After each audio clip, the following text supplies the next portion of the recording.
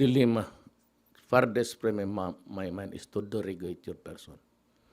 But I have to mention your relationship because it was your driver who was in contact with the rest of the guys there inside the prison. And eventually, Senator De Lima, it was your greed and your immorality that did you in. Hindi mo na matago yan. It's all loose. I think it's beyond your control already. People are willing. Even the employees of that penitentiary, SAF took it over. It's now under the police.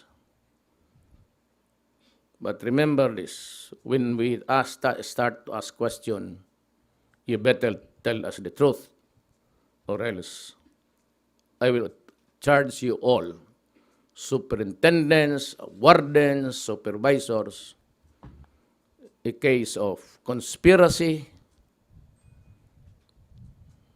to commit a serious wrong, or at the very least, seriously neglecting your duty. The Napoles case should deserve a second look. For us also, it involves corruption and dilemma.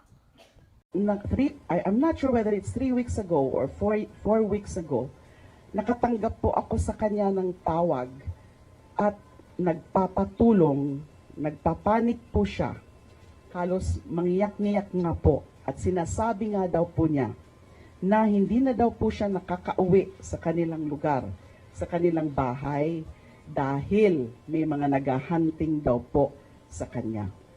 Ang sabi niya, meron daw ho siyang mga kakilalang mga pulis local sa kanila na winarningan na nga daw na laylo ka, meron mga naghahunting sa iyo.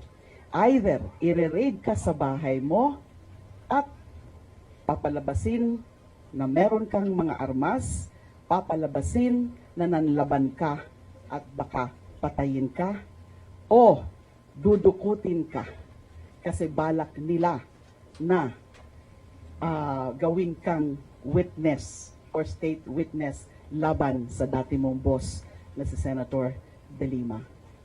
So naniwala naman po siya kasi meron nga daw po siya mga naobserbahan na mga suspicious na mga umaali-aligi doon sa kanilang neighborhood. So, nagtatago ho siya hanggang ngayon.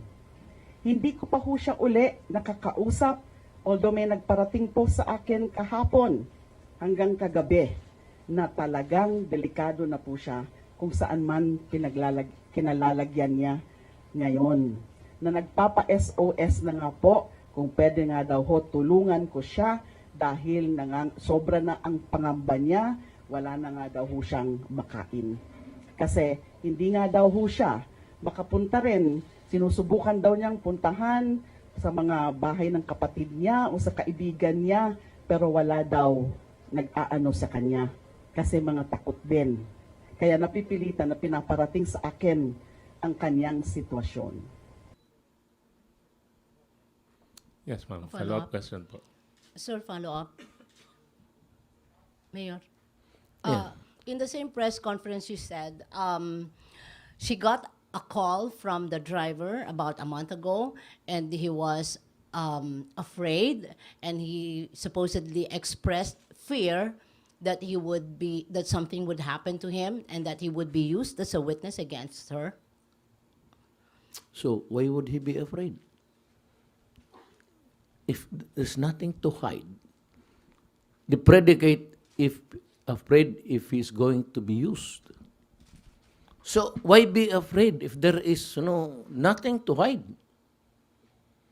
From the semantics itself, from the wordings itself, it's very loaded.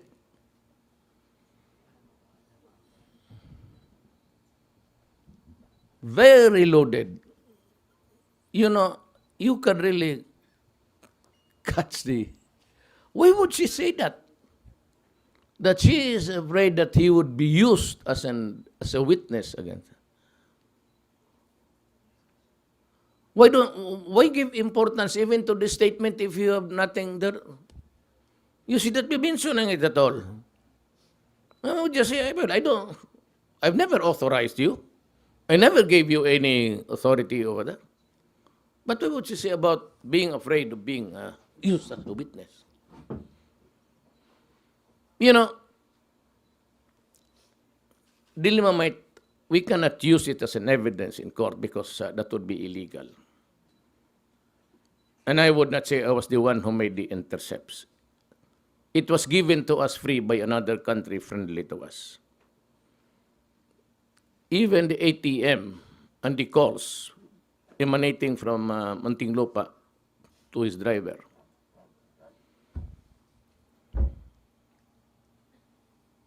And I told Dilima, I was listening to you. And if she would face me, kaming dalawa lang, the two of us, and I would tell her. Explain to me your immorality and explain to me your connection with the drug people.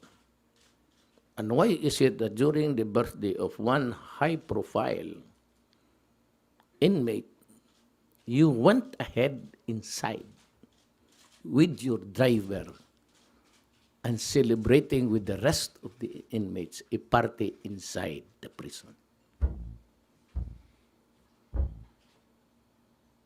She cannot deny it because there are pictures taken at that time. But she never, for a moment, even to just deny it.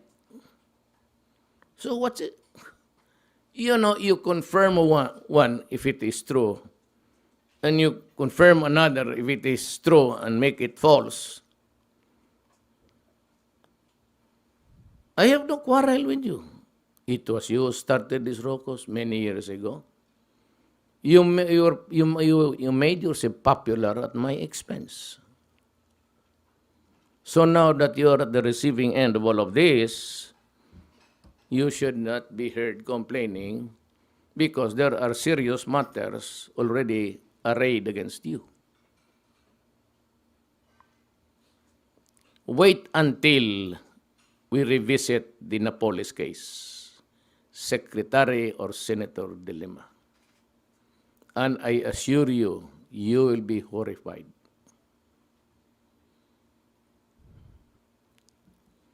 Wait until that probe goes along, even in your own committee. Because I will start to mention the names of those you ought to subpoena and to appear there to testify. That the committee that is being headed by you. And of course, there's another parallel hearing being conducted at the lower house. You are in a bind. Please think it over, seriously. Do not open your mouth unnecessarily. Because by the words that you have framed, it's already defensive. That she is afraid, or he is afraid that he would be used as a state witness against you. So, why would you be afraid?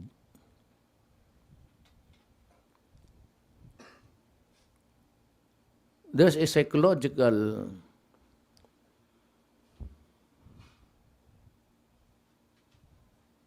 it's just like saying, I am afraid that I'll be forced to tell the truth. Although forced, but still the truth. That's a problem. You know, because if I'm called, I'll be forced. Of course, it's forced. The subpoena is a force. You do not obey it, you're cited in contempt. And the other word is, I'll be forced to tell the truth. What gives? Okay. Any question? Edi- De Lima, I thought, was bright because she's a Secretary of Justice. But I realized that I said, her aura changes from a Jekyll and Hyde thing. Forgetting the fundamentals of law. And out of respect, because you are now suggesting to the Senate to punish me. That is one implication. Second is implication, she cannot do it because she is not a member of the Senate. So she cannot sue me. That shows that how bright the dilemma is. Okay. Sige po. and again, I left unanswered. I made that gamble when I was, and I said to the congressman, impeach me if I'm wrong, impeach me if I'm lying. But Dilemma has to face this answer. She can remain the senator of the Republic of the Philippines, but she has to explain why she is not answering now. Her relationship with the driver, because that driver was the one who worked it out inside the penitentiary to allow these prisoners to have all of these privileges. Cooking shabu, opening the gates for female guests to come in. There was a partying, there was a raid, there were guns, and at one time, the guards could only enter upon the permission given by the inmates. That's why I said, send the combat troops. And if they go around rioting, shoot them all. I'd save money feeding criminals in this country. I'd rather give it to the poor and the hungry. Yes. Yes. I'm willing to resign. I'm willing to be shot in front of the president. Kung may tunay, I just have to qualify. Tunay. Totoo. Na ebidensya. Hindi coerced, hindi manufactured, hindi fabricated, hindi invento. I can tell you now. Go ahead. Sir, De Lima had a press conference yesterday, and she said that she's willing to resign and be shot in front of you if your allegations are true. She said all your evidence are fake, false, manufactured, and perjured. Same here. I said, I'm putting at stake.